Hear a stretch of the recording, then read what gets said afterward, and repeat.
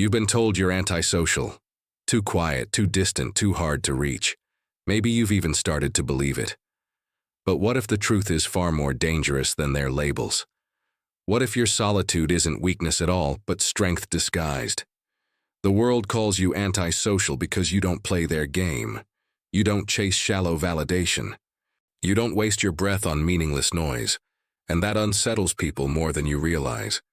Nietzsche once warned that the higher spirit will often walk alone, not because it chooses loneliness, but because the crowd resents what it cannot understand.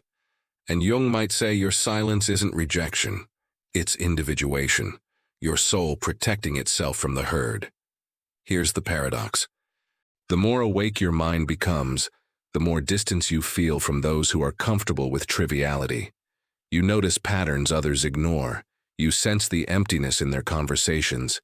You feel the weight of words that never mean what they say. And so you withdraw. Not because you hate them, not because you're cold, but because you cannot betray yourself with smallness. This isn't antisocial. This is clarity. Think of it this way. When everyone else is celebrating noise, silence looks suspicious. When everyone else is clinging to the crowd, standing apart looks rebellious. But sometimes silence is power. Sometimes distance is the most honest expression of connection you can offer. You've been conditioned to believe that fitting in is proof of belonging. That talking endlessly means you're confident. That surrounding yourself with people means you're loved. But deep down you've always felt it. That most of it is an act. The forced laughter. The gossip that passes for intimacy. The endless stream of messages that say nothing at all. You've seen through it. And because you've seen through it, you can no longer participate blindly. But here's the cost of your awareness. When you pull away from shallow waters, people panic. Your silence exposes their noise. Your restraint reveals their excess. Your refusal to play the game makes them question why they're playing it at all. And so they label you, antisocial, difficult, cold. But their labels don't define you, their fear does. Because what they really fear is that you might be right. That their endless performing, their constant chatter, their desperate need to be seen, is not connection at all, but escape. Escape from themselves. Escape from silence. Escape from the truth that terrifies them most. That without the crowd, they don't know who they are. But you do. You've tasted the strength of solitude. You've glimpsed what happens when you're not distracted by noise. You've seen how sharp your thoughts become. How deep your insights go, how much calmer your soul feels when you are not constantly performing for the crowd. That's not antisocial. That's intelligence, that's vision. That's the dangerous freedom of someone who cannot be manipulated by applause.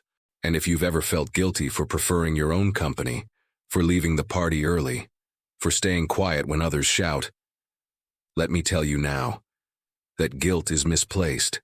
You were never made to belong to the crowd. You were made to awaken from it. So the question is not whether you are antisocial. The question is whether you are brave enough to accept that your solitude is not a curse, but your greatest strength. Because once you do, everything changes. Setup. Stakes. 600, 800 words. The danger isn't that you're antisocial. The danger is that you'll start to believe the lie. The lie that something is wrong with you. The lie that silence equals weakness. The lie that preferring your own company means you're broken. You've heard the whispers. You need to come out more. Why don't you talk? You're too distant. And maybe, little by little, those words start to sink in. You begin to wonder, maybe they're right. Maybe you should laugh more loudly, talk more often, act more like them. This is where the real danger lives, not in your solitude, but in the temptation to abandon it. Because society doesn't reward clarity, it rewards conformity. The loudest voice gets attention. The biggest performance gets applause. The one who can entertain, who can charm, who can always be on is treated as strong. Meanwhile, depth is misunderstood. Silence is mistaken for emptiness. Restraint is labeled as weakness. Have you ever left a social event early and felt a sense of calm wash over you as you stepped into the quiet? Or found yourself drifting off during a lively conversation, unable to muster enthusiasm? You've been told you're too quiet, too distant, too hard to reach. You've convinced yourself you're too much of a loner. But what if the truth is far more profound than their labels? What if your solitude isn't weakness but strength in disguise? In a world obsessed with busyness, noise, and constant connection, you stand apart. You prefer your own company. You find solace in solitude and derive energy from introspection. And while the world may label you as antisocial, Jung might argue that you are simply demonstrating a deep sense of individuation, embarking on a journey towards greater self-realization and psychological wholeness. Nietzsche would see in you a higher spirit walking its solitary path, untouched by the allure of the crowd. But the journey is not easy. You grapple with questions that plague the awakened mind. Why do you crave solitude when others seek closeness? What makes you prefer silence when words flow so easily for some? And why do you resist connection when the need for belonging is deeply human? The answer lies in recognizing that you are not truly antisocial. You are simply self-protective. You are not weak. You are powerfully discerning. You are not disconnected. You are profoundly aware. While others chase fleeting connections, you nurture your inner world, building strength, wisdom, and clarity in the process. Yet this journey comes at a cost. You've traded laughter for reflection, parties for personal growth, and small talk for meaningful solitude. And while the world celebrates those who blend in, you've chosen to stand out. You've sacrificed the applause of the crowd for the whisper of your own truth. Let's explore further the reasons why you are not antisocial, but uniquely self-aware. Number 1. You are not immune to the need for belonging, but you recognize that genuine connection is rare. In a sea of superficial relationships, you long for depth. You yearn for shared values, intellectual stimulation, and mutual respect. However, you are not willing to settle for less. You remain single because you refuse to lower your standards for the sake of companionship. You turn down invitations because the prospect of small talk or gossip fills you with dread. You value quality over quantity, and understand that sometimes solitude is better than bad company. Number 2. You are not incapable of affection, but you express it in your own way. In a world that measures love by outward displays of emotion, you may come across as distant or cold. You may not shower others with compliments or gifts, but your loyalty and support speak volumes. You stand by those you care about through thick and thin, offering a helping hand or a listening ear without expecting anything in return. Your silence may be mistaken for apathy, but it often masks a deep well of emotion and empathy. You care deeply, but you choose to show it through actions rather than words. Number 3. You are not disengaged from the world, but passionately selective about your involvement. You recognize the complexities of global issues and local concerns. You stay informed and contemplate solutions. You are moved by injustice and inequality. But instead of drowning in the overwhelming state of the world, you channel your passion into your own life. You seek understanding, engage in thoughtful discussions, and support causes that resonate with you through your actions and choices. You demonstrate your commitment to making a positive impact without needing to constantly broadcast your activism. Number 4. You are not afraid of silence, but see it as an opportunity for growth. While others might find silence uncomfortable, you embrace it as a chance to connect with yourself. In solitude, you reflect on your experiences, process your emotions, and gain clarity. You journal, meditate, or simply sit with your thoughts, allowing them to guide you towards greater self-awareness and personal evolution. In the quiet moments, you discover new ideas, strengthen your resolve, and recharge your spirit, emerging from solitude refreshed and ready to face the world on your own terms. Number 5. You are not resistant to change, but fiercely protective of your values and principles. You understand that change is inevitable, but you refuse to compromise on your core beliefs. When faced with shifting opinions or new experiences, you remain steadfast, calmly explaining your perspective and gracefully excusing yourself from situations that no longer align with your sense of integrity. You may seem inflexible to some, but your unwavering commitment to your own truth is a testament to the strength of your character. And number 6, You are not isolated but strategically selective in your social circle. You recognize that the quality of your... So you're left with the dilemma. Betray yourself and gain surface acceptance, or stay true to yourself and risk isolation. Society tells you happiness is being surrounded, but happiness is not quantity. Happiness is alignment. The cost of being awake in a sleeping world is loneliness, but the reward is freedom. And here's the deeper truth. Loneliness is not permanent. It's a passage. It's the bridge between conformity and authenticity. It is the emptiness you feel when you put down the mask, but haven't it yet found those who see the real you. Yes, the cost is high. You will lose people. You will be misunderstood. But what you gain is priceless. The ability to live without betraying yourself. So the question isn't whether there's a cost. The question is, which cost are you willing to pay? The cost of losing yourself, or the cost of walking alone for a while until you find truth? One is death by slow suffocation. The other is life by painful rebirth. And though the path is heavy, though the loneliness cuts deep, you will come to see it for what it is, not a punishment, but a purification. Because when you walk through that loneliness without surrendering to the mask, you come out the other side whole. You come out with scars that remind you of strength. You come out free from the need to be anything other than who you are.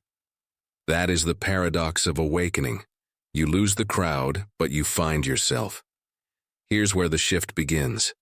You don't need to reject people. You don't need to declare war on society. You don't need to wear anti-social like a badge. What you need is something far deeper, the courage to redefine connection.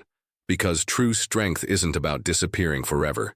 It isn't about isolation without end. It's about learning to stand apart without collapsing into bitterness. It's about finding those rare souls who resonate with your depth and honoring them like gold. And that starts with a single decision. You will stop apologizing for your solitude. Think about how many times you felt guilty for choosing yourself. The invitations you turned down, the texts you didn't answer, the looks you got when you said, "I just need some time alone." Every time the world made you feel selfish, strange, wrong. But solitude isn't selfish. It's a sanctuary. It's your training ground. In solitude, you sharpen your vision. In solitude, you hear your own voice without distortion. In solitude, you cultivate strength that no crowd can give you. Nietzsche said that the greatest individuals are forged in solitude, not in applause. He warned that the herd resents the one who walks away, not because they're wrong, but because they reveal another possibility of living. And Jung would add, solitude is where individuation begins. It asks where you stop being only the persona, the mask you show others, and start discovering your authentic self beneath it. So the first step is this. Stop apologizing. Your solitude isn't a flaw, it's a foundation. But here's the paradox. Solitude is powerful, but solitude alone is not enough. If you never step out, you risk turning inward until you suffocate in your own thoughts. If you never test your strength in the presence of others, you risk mistaking avoidance for mastery. So the second step is this. Become selective. Guard your energy like treasure. Not everyone deserves your presence. Not everyone can hold the weight of your depth. Look at your life. How many people drain you? How many conversations leave you emptier than before? How many relationships exist only because you're afraid to cut the cord? It's not cruelty to step away from those who consume without giving. It's wisdom. The Stoics often reminded themselves, your time is your most precious possession, and every time you spend it carelessly, you waste the one currency you can never replenish. So become selective. Choose carefully. One true friend who sees you is worth more than 100 companions who only tolerate you.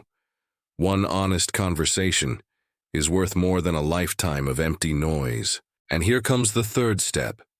Communicate with honesty. Don't fake interest just to keep the peace. Don't plaster on a smile just to seem normal.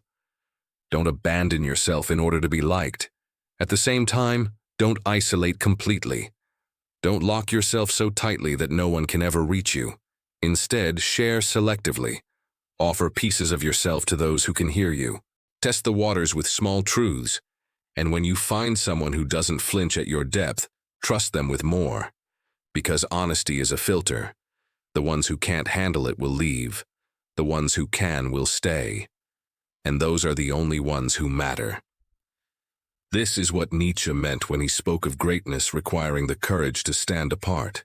Not arrogance, not superiority, but the bravery to stop deluding yourself to fit the mold. And this is what Jung meant by individuation, becoming whole, not by running from the world, but by integrating it. Your solitude isn't meant to be an escape. It's meant to be a foundation from which you re-enter the world with strength. So how do you practice this balance? Step 4. Build rituals that protect your solitude, but keep you connected to life. Maybe it's a morning walk where you let your thoughts breathe. Maybe it's journaling before you face the noise of the day. Maybe it's turning off your phone for a few hours so you can reclaim your mind. These are not luxuries, they are necessities, because without them, the world will consume you until there's nothing left. Step 5. Reframe connection. Connection isn't about numbers. It's not about how many people you can impress. It's not about likes, followers, or endless conversations. Connection is resonance. It's that moment when someone looks at you and actually sees you. It's when your words don't just bounce off ears but land in a soul. It's when silence is shared without discomfort. And you'll notice something when you shift this definition. Suddenly you don't feel like you're missing out anymore, because you realize you weren't excluded from connection, you were excluded from noise. And noise was never what you needed. Step 6. Accept the loneliness as part of the path, but don't mistake it for the destination. Loneliness is the fire that burns away your dependence on the crowd. It is the empty stretch of road you must walk before you find the few who walk it too. But it isn't forever. Because when you stop betraying yourself, you begin to attract others who refuse to betray themselves too. When you stop apologizing for your depth, you begin to meet others who live with depth. When you stop pretending, you make room for people who want the real you. And suddenly, the world doesn't feel so empty anymore. So here is the transformation. From apology to acceptance. From draining connections to selective ones. From masks to honesty. From loneliness to freedom. You don't need to become someone else to belong. You don't need to silence your mind to be loved. You don't need to erase your solitude to be respected. All you need is the courage to stand in your truth, and the patience to wait for those who can meet you there. Because in the end, solitude is not the absence of connection. It's the foundation of authentic connection. And here's the final paradox. The moment you stop chasing acceptance, you start finding it. The moment you stop apologizing for being different, you discover others who are different too. The moment you stop fearing your solitude, you realize you were never truly alone. You were only waiting for the ones who could walk with you in silence and still understand everything. In the end, the question is simple. Will you betray yourself to belong, or will you stand apart to be whole? The world will keep giving you names. They'll call you distant, cold, difficult. They'll whisper that you're antisocial, aloof, strange. Let them. Because their words don't define you. Their labels don't capture you. Their judgment doesn't reduce you. You don't need their language. You don't need their approval. Jung once said, "The privilege of a lifetime is to become who you truly are." That privilege is yours, but only if you stop apologizing for the depth of your mind.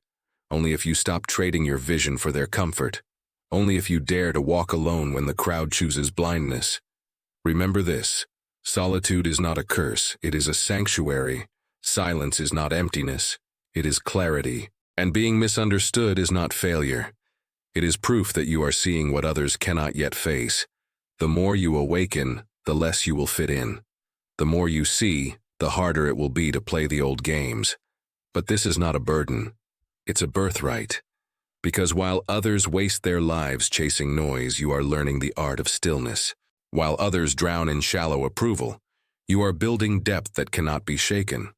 While others play roles to be accepted, you are writing the script of your true self. And yes, it will hurt at times. The silence will sting. The distance will ache. The misunderstandings will weigh heavy on your chest. But what's the alternative? To bury your intelligence under small talk? To silence your depth for shallow comfort? To betray your soul just so the crowd claps for you? No applause is worth that. No belonging is worth that. So the next time they call you antisocial, smile. Because what they really mean is this: you see too much. You feel too deeply. You refuse to play the game. You are not antisocial. You are awake. You are alive. You are free. And in a world asleep, that makes you dangerous. So choose solitude when you must. Choose depth when you can. Choose yourself, always. Because the ones who truly matter will find you. They will recognize the fire in your silence, the vision in your distance, the wisdom in your solitude. And when they do, you'll understand what you've known all along. You were never meant to belong to the crowd. You were meant to outgrow it. And in that outgrowing, you don't lose your place in the world. You finally claim it.